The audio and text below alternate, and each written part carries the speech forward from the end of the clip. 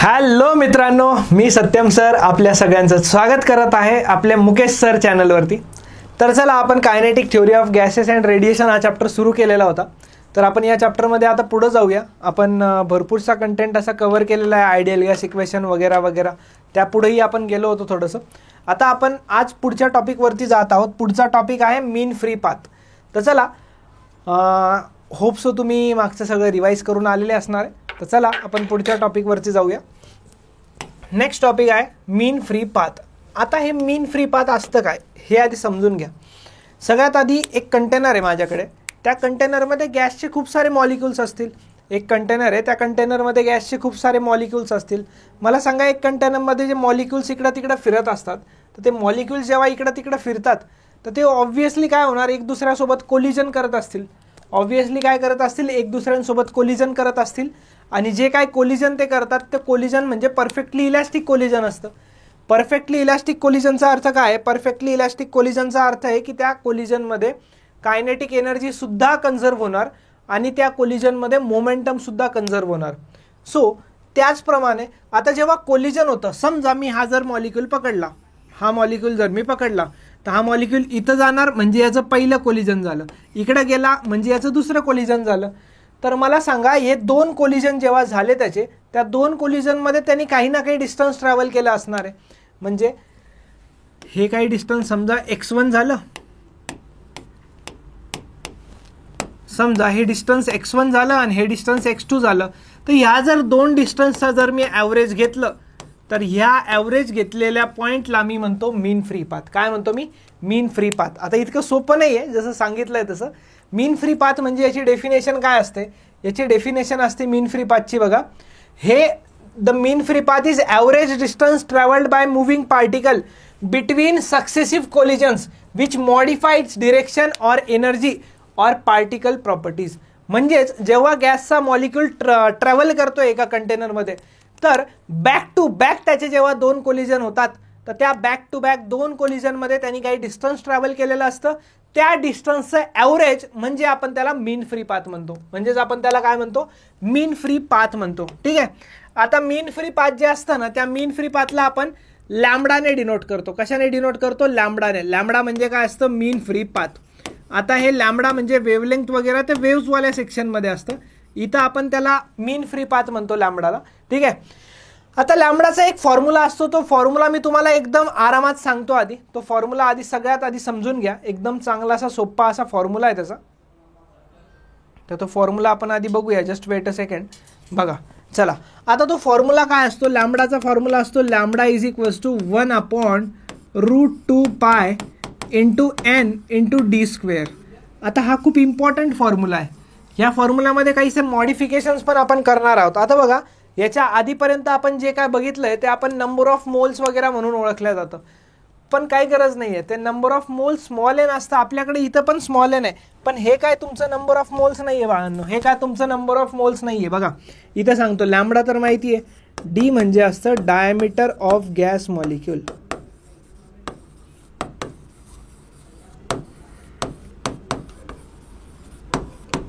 Diameter of gas molecule. Next N म्हणजे इथे number of moles नाही आहे. एन म्हणजे नंबर ऑफ मॉलिक्युल्स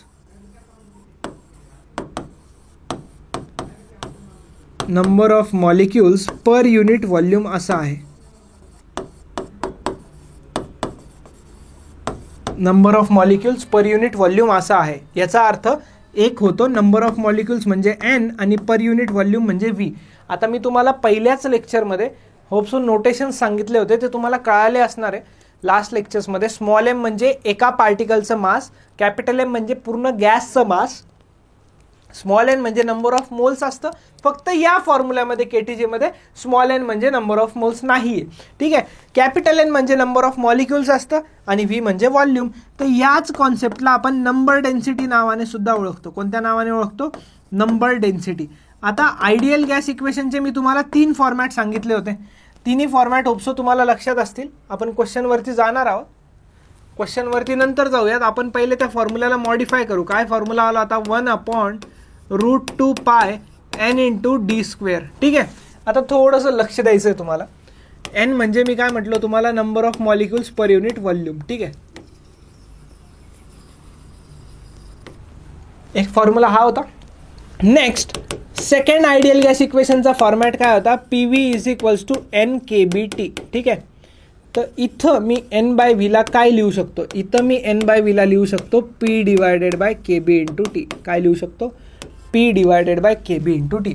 जर ही व्हॅल्यू वरती पुट करून दिली स्मॉल एनच्या जागी, कारण की हेच तर तुमचं स्मॉल एन आहे ना भाऊ. अरे भाऊ, हेच तर तुमचं स्मॉल एन आहे, नंबर डेन्सिटी. तर बघा लॅम्बडाचा नवीन फॉर्म्युला मिळतो 1/√2π. एनच्या जागेवरती P/KB इंटू इथं काय येणार d². तर लॅम्बडाचा एक नवीन असा फॉर्म्युला आला आहे KB into T divided by √2π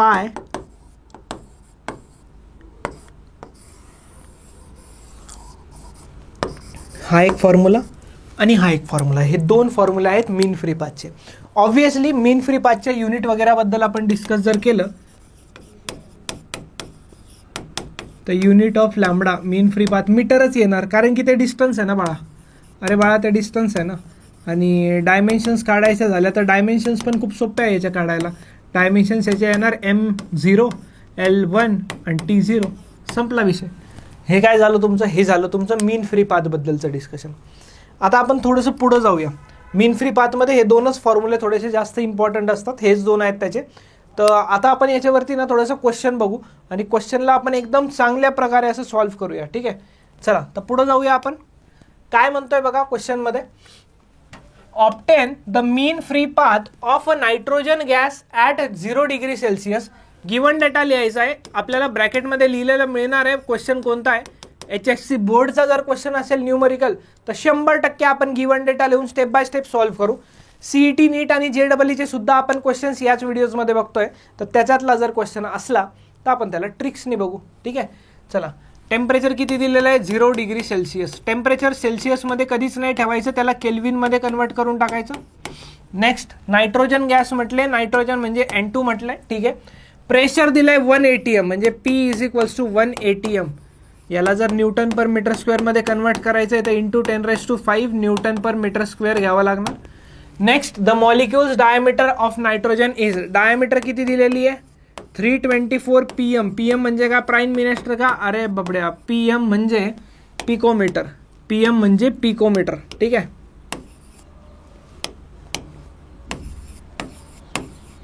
pico म्हणजे असतं 10⁻⁻12 मीटर. ठीक आहे, आता विचारलं काय आपल्याला विचारलंय मीन फ्री पाथ. मीन फ्री पाथचा फॉर्म्युला कोणता यूज करणार बघा बरं. मला तर वाटतं सेकंडवाला, कारण टेम्परेचर आणि प्रेशर दोन्ही गोष्टी दिल्या आहे. इथं नंबर डेन्सिटी नाही दिलेली ना, तर काय फॉर्म्युला यूज होणार आपला बघा. इथं वरती येणार KBT.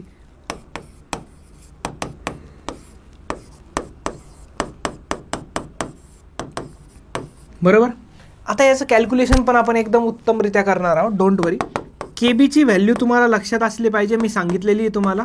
1.38 इंटू 10⁻⁻23 इंटू टेम्परेचर किती घ्यायचं, 273 घ्यायचं, डिवायडेड बाय √2ची व्हॅल्यू असते 1.41 इंटू पायची व्हॅल्यू असते 3.14 इंटू प्रेशर दिलं आहे 1 इंटू 10⁵ इंटू डायमीटर किती घेणार आपण, 324. किती घेणार, 324 इंटू 10⁻⁻12 आणि याचा काय घेणार, स्क्वेअर घेणार. याचा काय घेणार आपण, स्क्वेअर घेणार. आता हे कॅल्क्युलेशन ओरली होणं शक्य नाही आहे. हे कॅल्क्युलेशन ओरली होणं शक्य नाहीच आहे बाळांनो, शक्यच नाही आहे कॅल्क्युलेशन ओरली होणं. तर यासाठी आपण काय करत असतो, यासाठी आपण आता याला लॉगच्या व्हॅल्यूज आहेत. माझ्याकडे लॉग टेबल आहे. ठीक आहे, माझ्याकडे लॉग टेबल आहे हे काय PDF-मध्ये. तर त्या लॉग टेबलमधनं मी इथं व्हॅल्यूज लिहून इथं कॅल्क्युलेशन करतोय साईडला. ठीक आहे, लक्ष द्या, लॉगचं कॅल्क्युलेशन माहिती असलं पाहिजे. नाही तर आपल्या यूट्यूब चॅनलवरती आहे लॉगचं कॅल्क्युलेशन, सरांनी व्हिडिओ बनवलेला आहे, PGMN चॅनलवरती बघू शकता तुम्ही. चला, आता सगळ्यात आधी लॉग कोणाचा बघावं लागणार, 1.38चा लॉग बघावं लागणार आपल्याला. बरोबर, लॉग ऑफ 1.38 बघावं लागणार. त्याच्यानंतर लॉग कोणाचा 273चा बघावं लागणार. आता वरती दोनच व्हॅल्यू होत्या ना, यांचा लॉग काय करावं लागणार तुम्हाला, ॲड करावं लागणार.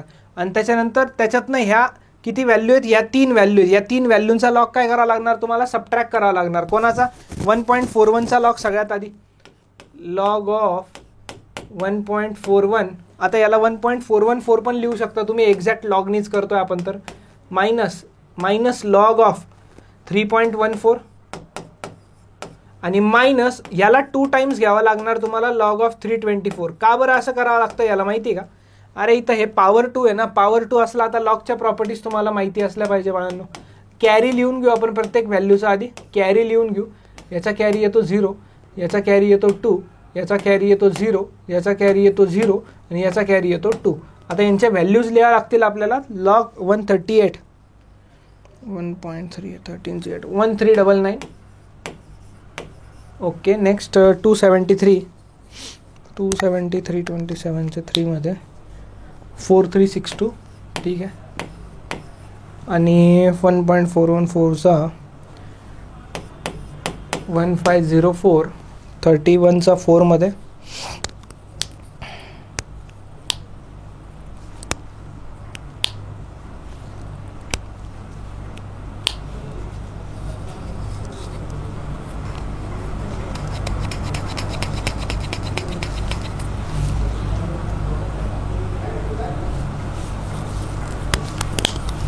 3.14चा बघायचा ना. Just weight.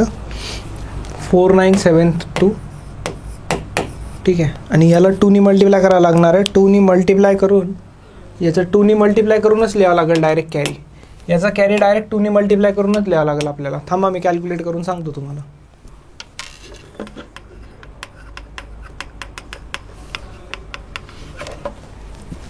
5.0210. ठीक आहे. आता हे पूर्ण कॅल्क्युलेशन आपण करून घेऊया एकदा. हे पूर्ण कॅल्क्युलेशन मी केलं आहे. ठीक आहे. माझ्याकडे केलेलं आहे कॅल्क्युलेशन पूर्ण. Don't worry about that. ठीक आहे. तर ह्याचं जे आन्सर येतं ना आपलं, ह्याचं जे आन्सर येतं ते आन्सर आपलं येतं जवळजवळ 4 bar.9032. ठीक आहे. 4 bar.9032. याचा काय बघायचं आपल्याला? याचा बघायचं आपल्याला अँटीलॉग. याचा अँटीलॉग बघून घ्या आणि डायरेक्ट आन्सरच लिहू ना मग आपण. याचं डायरेक्ट आन्सरच लिहू आपण. डायरेक्ट आन्सर लिहू. फक्त लक्षात ठेवायचं हे 10⁻⁻12 इंटू 10⁻, इथं मी लिहितो 10⁻⁻23 होतं आणि खाली काय राहिलं 10⁻⁻12 -24 प्लस 5 -19. ठीक आहे. याचा आन्सर अँटीलॉग वगैरे आपण सॉल्व्ह करूयात. याचं आन्सर येतं आपलं 8.002 इंटू 10⁻⁻4. आत्ता याला सॉल्व्ह करूया आपण. 8.002 आहे ना, तर त्या 8.002ला 8 म्हणू शकतो ना आपण. 8 म्हणू शकतो याला आपण. इंटू 10⁻, लक्ष द्यायचं थोडंसं. -24 -4 -23 -4 -27 -27 प्लस 19 -8. हे झालं तुमचं आन्सर.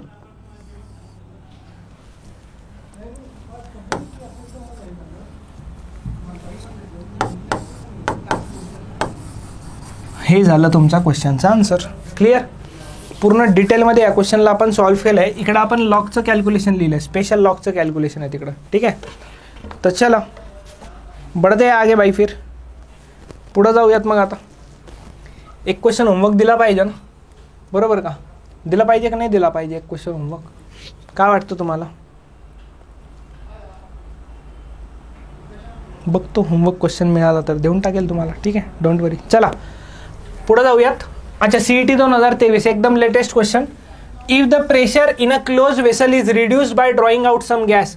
प्रेशर जे आहे एका वेसलमध्ये ते रिड्यूस केलं तर mean free path of the molecule. Mean free पाथचा आणि प्रेशरचं काय रिलेशन? डायरेक्ट काढून देऊ का? मीन फ्री पाथ आणि प्रेशरचं रिलेशन इन्व्हर्सली आहे. अच्छा, प्रेशर कमी झालं तर मीन फ्री पाथ वाढणार, सो इट विल इन्क्रीज. खतम. असे सोपा क्वेश्चन आलता. आपण तर काय क्वेश्चन सॉल्व्ह केलाय बाबा. आपण तर काय क्वेश्चन सॉल्व्ह केलाय, काय सांगावं तुम्हाला. केलाय की नाही केलाय? चांगला क्वेश्चन सॉल्व्ह केलाय. अजून पुढे जाऊयात. आता अजून क्वेश्चन बघूयात आपण. डोंट वरी. ठीक आहे. चलो आगे बढ़ते हैं. अरे अरे अरे अरे अरे अरे बघा वा बघा कोणत्या एक्झामचा क्वेश्चन आणला आहे तुमच्यासाठी. मजा येणार. JEE mains 2023. The mean free path of molecules of a certain gas at STP वरती. STP म्हणजे स्टँडर्ड टेम्परेचर प्रेशरवरती मीन फ्री पाथ जो होता तो किती आहे? 1500 D. ठीक आहे. D काय बघू आता. Where D is the diameter of gas molecules. Okay. while maintaining the standard pressure mean free path of the molecules at 373 Kelvin. अच्छा, STP म्हणजे टेम्परेचर किती असतं माहिती आहे का? STP म्हणजे टेम्परेचर असतं 273 केल्विन. ही गोष्ट तुम्हाला लक्षात असली पाहिजे. ही तुम्हाला कोणी सांगत नाही, मी सांगितलंय तुम्हाला. आणि बेसिकपासून घेतलंय हे तुम्हाला माहिती असलं पाहिजे, ही गोष्ट मी सांगितली आहे तुम्हाला. नेक्स्ट नंतर काय म्हटलेत त्यांनी, आपल्याला मीन फ्री पाथ पाहिजे. कोणत्या टेम्परेचरवरती पाहिजे मीन फ्री पाथ? 373 केल्विनवरती पाहिजे. लॅम्बडाचं आणि टीचं काय रिलेशन आहे हे तुम्हाला लक्षात असलं पाहिजे. आत्ताच आपण मगाशी बघितलंय lambda is directly proportional to temperature. So आपल्याला पाहिजे lambda 2 divide by lambda 1 equals to T2 divided by T1. संपला विषय. कॅल्क्युलेशन राहिलंय फक्त लॅम्बडा 2 डिवायडेड बाय लॅम्बडा 1 किती घ्यायचं? 1500 D घ्यायचं इज इक्वल्स टू T2 किती घ्यायचं? 373 डिवायडेड बाय 273. ऑप्शन बघा बरं कसे वाटतात तुम्हाला. ऑप्शन तर चांगले वाटतं सर आम्हाला, आन्सरच बरोबर वाटत नाही फक्त. अरे गदड्या, ऑप्शन कसे वाटतात म्हणजे दूर दूर आहे ना, एकदम दूर दूर आहे. तर मग याला अप्रॉक्सिमेशन करू ना मग आपण. अप्रॉक्सिमेशन काय असतं सर? अरे याला 375 लिहू आणि याला 275 लिहू. याचा काय फायदा होणार सर? अरे 25ने रिड्यूस होईल ना ते, 25ने रिड्यूस होईल ना ते. 25ने रिड्यूस करू तर किती होईल ते? 10 15 6 17 होऊन जाईल ते. 17 होईल ते. 17 कळालं का?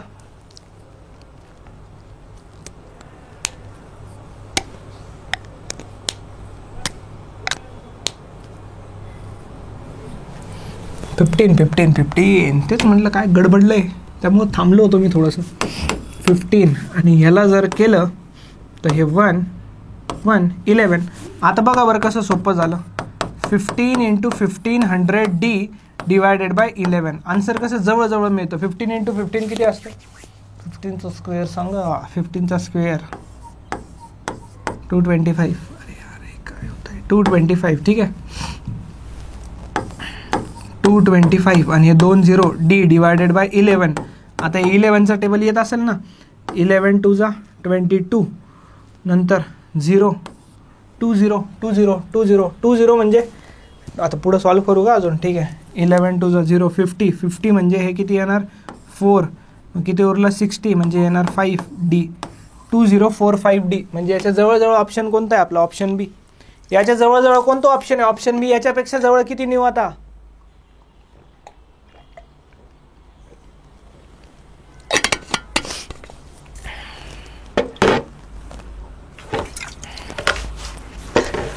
ह्याच्यापेक्षा किती जवळ नेऊ तुम्हाला? चला पुढे जाऊया आता. 3 क्वेश्चन बघितले. टॉपिक खूप छोटा होता तरी 3 क्वेश्चन आणले तुमच्यासाठी. नेक्स्ट टॉपिक आहे प्रेशर ऑफ आयडियल गॅस. सगळ्यात इम्पॉर्टंट टॉपिक म्हणता येईल तुम्हाला. Kinetic theory of gases and radiation चॅप्टरचा सगळ्यात इम्पॉर्टंट असा टॉपिक आहे प्रेशर ऑफ आयडियल गॅस. आता काय इम्पॉर्टंट आहे याच्यात? याचं डेरिवेशन इम्पॉर्टंट आहे बोर्डसाठी. CET नेट JEE साठी याचे फॉर्म्युले खूप जास्त इम्पॉर्टंट आहे. बिना याच्या फॉर्म्युलेचे तुम्हाला VRMS वगैरे वगैरे काय असतं त्यावरती जाऊ शकत नाही. ठीक आहे, अशा गोष्टींवरती आपल्याला पोचायचं आहे तर हे डेरिवेशन बघितलं पाहिजे. असतं काय, आता जसे गॅसचे मॉलिक्यूल इकडे तिकडे मूव्ह होत आहे या कंटेनरमध्ये, तर हे गॅसचे मॉलिक्यूल काहीतरी प्रेशर एक्झर्ट करत असतील तर ते किती प्रेशर एक्झर्ट्स करतायत त्यावरती, तर ते किती प्रेशर एक्झर्ट करतायत ते मला कॅल्क्युलेट करायचं आहे. तर त्यासाठी मी डेरिवेशन बघणार आहे. बघा हे लेटेस्ट क्वेश्चन्स, खूप वेळेस क्वेश्चन येतो डेरिवेशनवरती, खूप वेळेस. चला, तर सगळ्यात आधी काय असते या डेरिवेशनमध्ये माहिती आहे का? आपल्याला डेरिवेशनमध्ये काय काढायचं आहे? आपल्याला डेरिवेशनमध्ये काढायचं आहे प्रेशर किती एक्झर्ट होत आहे, किती प्रेशर एक्झर्ट होत आहे. मला सांगा प्रेशरचा काय फॉर्म्युला असतो? Pressure is equals to force divided by area. काय असतं? Pressure is equals to force divided by area. फोर्सला मी F लिहून टाकतो आणि एरियाला मी A लिहून टाकतो. बाकी गोष्टी नंतर बघू. एरिया तर मला माहिती आहे, एक क्यूब कन्सिडर केलेला असतो याच्यात, ज्याच्यात त्याची लेंथ L असती, त्याची ब्रीथ L असती आणि त्याची हाईट पण किती असते? त्याची हाईट पण Lच असते. ठीक आहे, असा एक क्यूब कन्सिडर केला आहे. तर ऑब्व्हियसली कोणत्याही वॉलचा जर तुम्ही एरिया घेतला तर कोणत्याही वॉलचा एरिया तुम्हाला L² भेटणार आहे. बट आता आपल्याला डेरिवेशनवरती जायचं आहे थोडंसं. डेरिवेशनवरती काय बघायचं इम्पॉर्टंट, लक्ष द्या. आपल्याला सगळ्यात इम्पॉर्टंट आहे बाळांनो, फोर्स कॅल्क्युलेट करता आला पाहिजे. सो इथं मी पूर्ण थ्योरी वगैरे पण लिहितो इथं तुमच्यासाठी. ठीक आहे, सगळं लिहितो एकदम थ्योरी सोबत.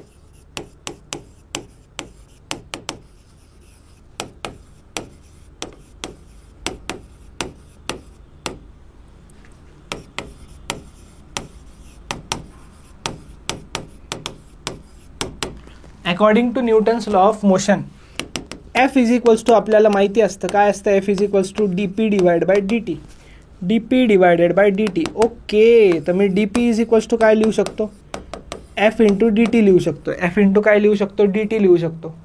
ठीक आहे, इथपर्यंत तर काहीच प्रॉब्लेम नाही आपल्याला, इथपर्यंत तर काहीच प्रॉब्लेम नाही आहे.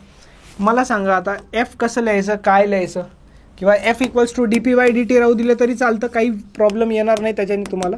फक्त याला मी असं लिहिणार, change in momentum upon change in time delta T. आता याच्यात जर मी एफ पी कॅल्क्युलेट केला मोमेंटमचा आणि टाईमही कॅल्क्युलेट केला तर काम होऊन जातं. तर मी इथं लिहितो during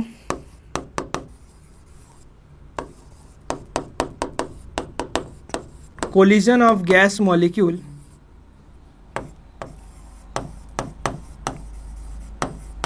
during collision of gas molecule. Gas मॉलिक्यूलच्या कोलिजनमध्ये काय होणार, आता चेंज इन मोमेंटम कॅल्क्युलेट करायचं आहे मला. चेंज इन मोमेंटम म्हणजे काय असतं, चेंज इन मोमेंटम म्हणजे final momentum minus initial momentum. ठीक आहे, चेंज इन मोमेंटम म्हणजे काय असणार, final momentum minus initial momentum.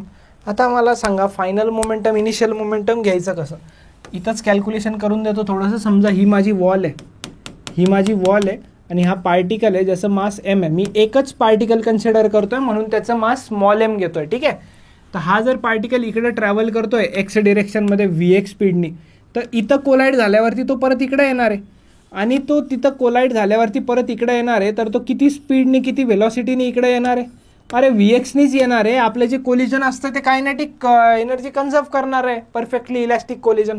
तर मला सांगा इनिशियल मोमेंटम किती घेणार आपण, एम व्ही एक्स घेणार, आणि फायनल मोमेंटम किती घेणार आपण, final momentum minus M V X घेणार. रिझन याचं असं आहे की मोमेंटम ही एक वेक्टर क्वांटिटी आहे, डायरेक्शन मॅटर करते. तर चेंज इन मोमेंटम किती झालं, P final minus P initial.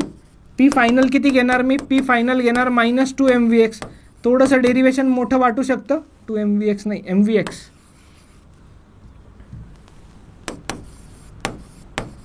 थोडंसं डेरिवेशन तुम्हाला मोठं वाटू शकतं, बट मी खूप डेप्थमध्ये सांगतोय, बुकमध्ये तर नाहीच दिलेलं आहे. मायनस एम व्ही एक्स किती झालं, मायनस 2 एम व्ही एक्स. आणि जर याच्या मी मॉड म्हणजे फक्त मॅग्नेट्यूडची जर गोष्ट केली तर चेंज इन मोमेंटम किती मिळालं मला, 2 एम व्ही एक्स मिळाला. फक्त चेंज इन मोमेंटम गोष्ट करतोय मी, किती मिळाला, 2 एम व्ही एक्स मिळाला. पुढं जाऊया.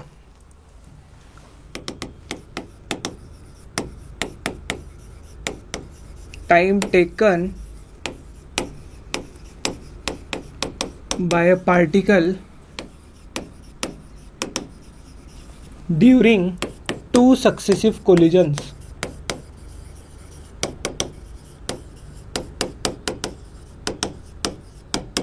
Time taken by particle during 2 successive collision. म्हणजे याचा अर्थ काय, मी जर इथं डायग्राम जर काढली ना तर थोडंसं लक्ष द्यायचं डायग्रामवरती. थोडीशी रफली स्केच काढतोय मी तुम्हाला समजण्यासाठी. समजा जर माझा पार्टिकल इथं आहे तो या वॉलवरती कंटेनरवरती धडकणार आहे, तर तो इकडं जातोय समजा पार्टिकल. मला सांगा इकडं गेला, परत आला, किती स्पीडनी जातोय, व्ही एक्सनी जातोय. इथं गेला, पहिलं कोलिजन इथं झालं, परत आला, दुसरं कोलिजन इथं झालं. किती डिस्टन्स ट्रॅव्हल केलं त्याने. स्पीड इज इक्वल्स टू काय असतं,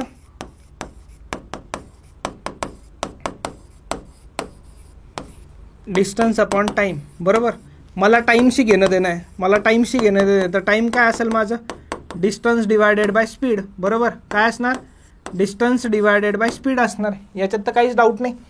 मला सांगा टाईम म्हणजे डेल्टा टी, किती टाईम लागणार, किती डिस्टन्स ट्रॅव्हल केलं बरं त्याने. इथून गेला एल, परत आला एल, किती गेला 2L डिवायडेड बाय स्पीड किती व्ही एक्स. झालं ना बाबड्या, डेल्टा टी भेटलं.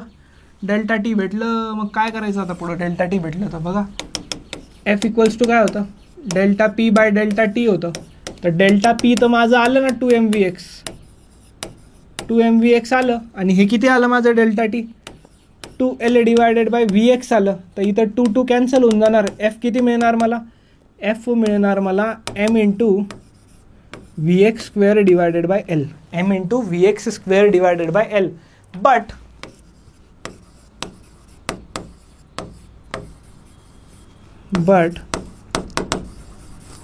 we are doing calculation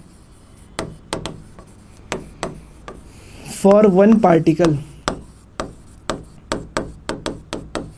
आपण जे काय कॅल्क्युलेशन करतोय ना ते कोणत्या किती पार्टिकलसाठी? एका पार्टिकलसाठी. हे एका पार्टिकलसाठी झालंय बाबा, एका पार्टिकलसाठी. असे कित्येक पार्टिकल्स आहे माझ्याकडे, कित्येक आहे, n नंबर ऑफ पार्टिकल्स आहे, n नंबर ऑफ पार्टिकल्स. तर टोटल फोर्स किती लागणार? F टोटल फोर्स किती लागणार? mvx1 divided by L plus mvx2 divided by L. असे n नंबर ऑफ पार्टिकल्स असतील. तर जर मी सगळ्यांमधनं m/l कॉमन घेतलं तर आतमध्ये काय राहतंय? आतमध्ये राहतंय vx1 plus vx2 plus vx3 up to जितके नंबर ऑफ पार्टिकल्स असतील तितके, अप टू जितके नंबर ऑफ पार्टिकल्स असतील तितके. बरोबर आहे?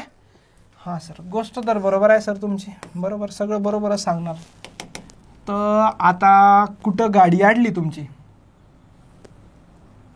आता कुठं गाडी अडली मग मला सांगा.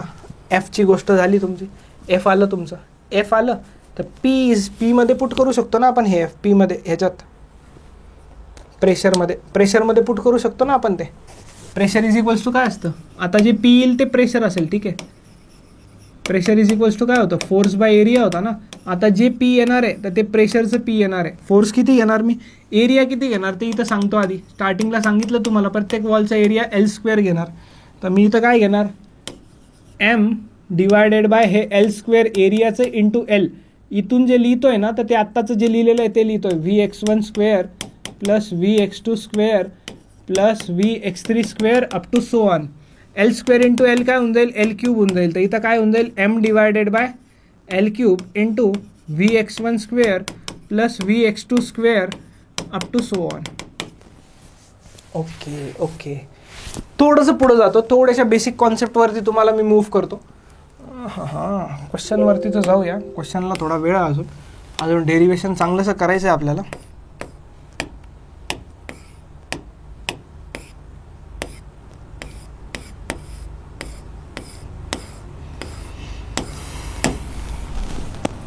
मागची स्टेप जी आहे ना ती फक्त लक्षात ठेवसाल. मागची स्टेप जी आली ना आपली ती लक्षात ठेवसाल. काय आलेली बघा, इथं लिहून ठेवतो. P is equals to small m आहे बरं का. होप्सो माझे स्मॉल m कॅपिटल m मध्ये तुम्हाला फरक कळत असणार. vx2 up to so on. आता काही बेसिक कॉन्सेप्ट सांगतो तुम्हाला मी. इथनं पुढं थोडंसं बेसिक चालू आहे. मी परत जेव्हा पेनचा कलर चेंज करून टाकाल ना पेनचा, मग समजून जा.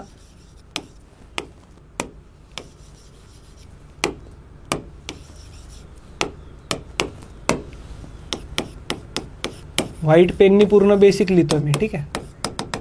आता एक व्ही मीन स्पीड म्हणून एक कॉन्सेप्ट असतो. काय असतो? व्ही मीन म्हणून एक कॉन्सेप्ट असतो. आणि मीनलाच आपण व्ही बार पण लिहितो. मीन म्हणजे काय? जितके नंबर ऑफ पार्टिकल्स आहेत त्यांची ॲव्हरेज व्हेलॉसिटी कॅल्क्युलेट करायची आपल्याला. तर number of particles V1 V2 V3 सगळ्यांची speed divided by n number of particles. हे झालं मीन झालं, ठीक आहे. दुसरं असतं मीन स्क्वेअर स्पीड. काय असतं? मीन स्क्वेअर स्पीड. लक्षात ठेवा, ह्या खूप बेसिक कॉन्सेप्ट आहे बघा. मीन तर कॅल्क्युलेट केलंच होतं ना आपण आधी. हां, मीन तर केलंच होतं ना सर. व्ही बार लिहिलं होतं त्याला तुम्ही आत्ता. तर ते असं लिहिलं होतं V1 प्लस V2 प्लस जितके पार्टिकल्स असतील तितके डिवायडेड बाय n. हां सर, तर याच्यात नवीन काय केलं मग? आता नवीन हे केलं बाळांनो, मीन स्क्वेअर आहे ना, तर याचा स्क्वेअर द्या, याला स्क्वेअर द्या, प्रत्येकाचा स्क्वेअर करा, संपला विषय. याला आपण काय म्हणतो? मीन स्क्वेअर स्पीड म्हणतो. आणि तिसरं सगळ्यात इम्पॉर्टंट या चॅप्टरच्या आणि बाकी चॅप्टरसाठी पण कधी कधी कामी येतं AC सर्किट वगैरेमध्ये, रूट मीन स्क्वेअर नावाचा कॉन्सेप्ट असतो. रूट मीन स्क्वेअर नावाचा, त्याला आपण म्हणतो रूट मीन स्क्वेअर स्पीड, ठीक आहे. तर याला काय म्हणतो आपण? हे मीन आणि स्क्वेअरपर्यंत तर आलोच होतो ना आपण. मीन स्क्वेअरपर्यंत तर आलोच होतो आपण, बरोबर. काहीतरी लिहू त्याला आपण. मीन आणि स्क्वेअरपर्यंत तर आलोच होतो आपण. तर बाळांनो, मीन आणि स्क्वेअरपर्यंत आले होते तर त्यात रूट ॲड करा ना फक्त. त्यात फक्त रूट ॲड करा. बघा काय रूट ॲड करा? रूट, याला असं रूट देऊन टाका, याला असं रूट देऊन टाका. त्यालाच आपण RMS म्हणतो. त्यालाच आपण काय म्हणतो? RMS, रूट मीन स्क्वेअर. आणि या फॉर्म्युल्याला पण एक रूट देऊन टाका. हे काय झालं तुमचं? हे झाली तुमची एकदम बेसिक कॉन्सेप्ट. कोणाबद्दल? मीन स्क्वेअर आणि रूट मीन स्क्वेअर. आता ही गोष्ट तुम्हाला कळाली असणार, याच्यात तुम्हाला जास्त प्रॉब्लेम नसणार. मला सांगा, जर मला याला याच्या बरोबर लिहायचं तर कसं लिहू मी? याला याच्या बरोबर लिहायचं तर स्क्वेअर करून लिहू शकतो मी. मला सांगा, हे तर असंच झालं ना, हे तर असंच झालं ना. हे रूट, मीन आणि स्क्वेअर म्हणजे हा VRMS झाला आणि मी त्याचा काय दिला मग इथं, त्याचा काय दिला इथं स्क्वेअर. म्हणजेच हे मीन स्क्वेअर जे आहे ना, त्या मीन स्क्वेअरच्या जागी जर कधी मीन स्क्वेअर आला तर त्यात मी RMSचा स्क्वेअर लिहू शकतो, तिथं मी VRMSचा स्क्वेअर लिहू शकतो बाळांनो. म्हणजे याचा स्क्वेअर केला तर हे भेटतं. हां, कळालं का? संपू का बेसिक डिस्कशन? संपवून टाकलं बेसिक डिस्कशन एकदाचं. ठीक आहे, चला कंटिन्यू करूया. पेनचा कलर चेंज झालाय म्हणजे आपण आपलं डिस्कशन कंटिन्यू करतोय. मला सांगा, तिथं VX1 square plus VX2 square आहे, तर त्याला मी एकदाच VX स्क्वेअर लिहून टाकतो ना. याच असं बघा, VX1 square plus VX2 square. X डायरेक्शनमध्ये कसं लिहिणार बरं मी याला? असंच लिहिणार ना. अजून काय ऑप्शन आहे का माझ्याकडं? अजून काही ऑप्शन नाही आहे. तर मग ह्या एनला इकडं मल्टिप्लायमध्ये पाठवून देतो. हे काय होऊन जाईल, VX स्क्वेअरचा बार म्हणजे मीन स्क्वेअर. तर हे काय झालं, एक्स डायरेक्शनमध्येच बघतोय आपण सध्या एक्स डायरेक्शनमध्येच खेळतोय. नाऊ मला सांगा, ही जी व्हॅल्यू आहे ना, हीच व्हॅल्यू आहे का ब्रॅकेटमधली? मेंटॉस, दिमाग की बत्ती जलाव. मग P इक्वल्स टू काय होतं, M/L³ होतं बाळा, M/L³. ह्याच्या जागी मी काय लिहू शकतो, capital N into VX square बार लिहू शकतो. हां, बरोबर आहे. कळालं का? कंटिन्यू करतो. लास्ट पेज राहील आपलं डेरिव्हेशनचं. अच्छा, जर डेरिव्हेशन आलं तर तुम्हाला हे इतकं सगळं लिहित बसायची गरज नाही बरं का. हे जे मी स्पीड सांगितलं ना, हे तुम्हाला बेसिकसाठी सांगितलं, जास्त डिटेलमध्ये नसतं आहे. ठीक आहे, बुकमध्ये. चला, आता वी नो दॅट, माहीत नसलं तरी न्यायचं रे. We know that. समोरच्याला वाटतं हा याला माहिती होतं. काय घंटा माहिती असतं आपल्याला, काही नाही. माहीत नसलं तर लिहून टाकायचं. We know that. काय माहिती आपल्याला? आपण काय ॲज्युम केलेलं आहे? आपण होमोजिनियस आयसोट्रॉपिक गॅस ॲज्युम केलेला आहे. होमोजिनियस आयसोट्रॉपिक गॅस ॲज्युम केला म्हणजे काय केलं आहे सर? म्हणजे बाळा, हे जे एक्समध्ये आहे ना मीन स्क्वेअर स्पीड, तीच वायमध्ये आहे आणि तीच झेडमध्ये आहे. ओ हो, क्या बात आहे.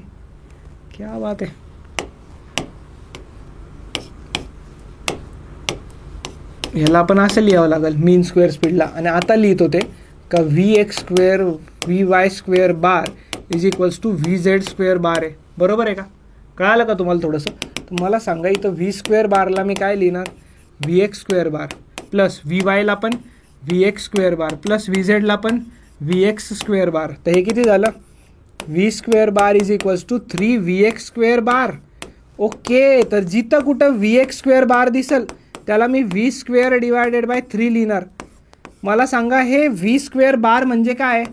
मीन स्क्वेअर आहे ना. हे तर भाऊ हे तर मीन स्क्वेअर आहे ना. आता तुम्हाला कॉन्सेप्ट सांगितला ना बेसिकमध्ये, एकदम कळालं का नाही? चला मग आता लास्ट स्टेपवरती जाऊया. P इज इक्वल्स टू काय होतं, M divided by L³ into N into VX square बारला काय लिहू शकतो मी, V square bar divided by 3. आता मला माहिती आहे व्हॉल्यूम L³ असतं आणि प्रेशर इज इक्वल्स टू काय लिहू शकतो, small m into capital N लिहू शकतो divided by volume into V square बार. मला सांगा, V स्क्वेअर बार म्हणजे काय, मीन स्क्वेअर स्पीड. आता मी आत्ताच तुम्हाला एक रिलेशन काढून दिलं. मीन स्क्वेअरला तुम्ही VRMSचा स्क्वेअर लिहू शकता. डायरेक्ट तुम्ही VRMSचा स्क्वेअर लिहू शकता.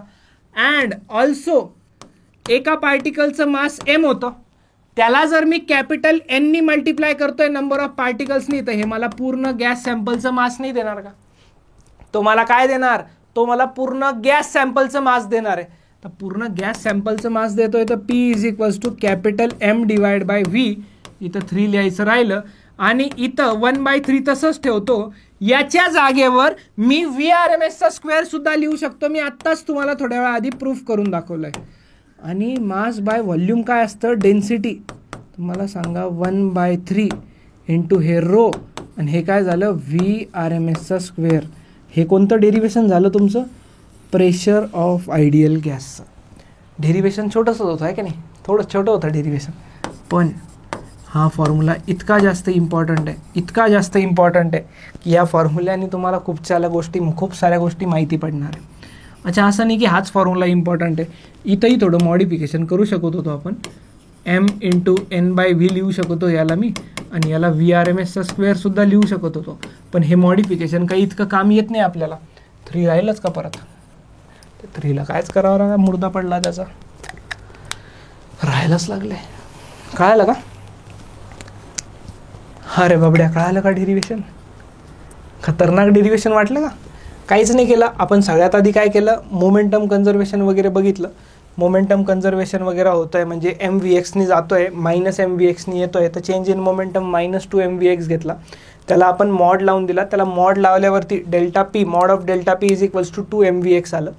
नेक्स्ट पुढं आपण त्याला काय केलं, आपण त्याचा फोर्स कॅल्क्युलेट केला. एक पार्टिकल किती फोर्स एक्झर्ट करतोय, तर त्याला टाईम किती लागला, स्पीड वगैरेच्या फॉर्म्युलाने ते सगळं डिटेलमध्ये सांगितलं. फोर्स काढला, MVX²/L आला.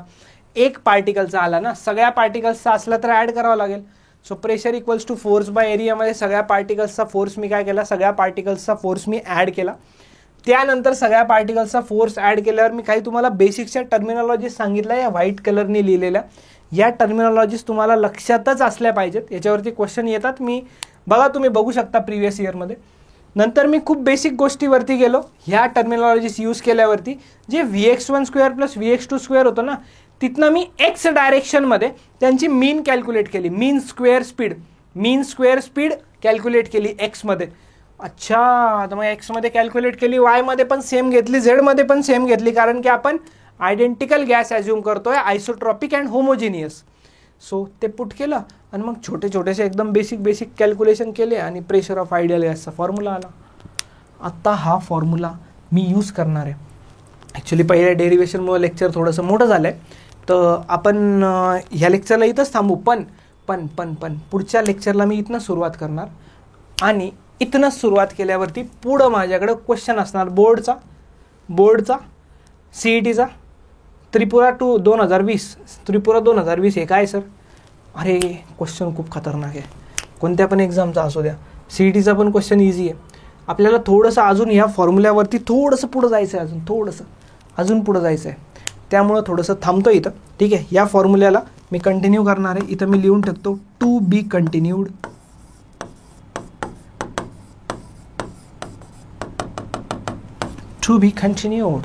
Continued in next lecture. So चला guys, bye, take care everyone.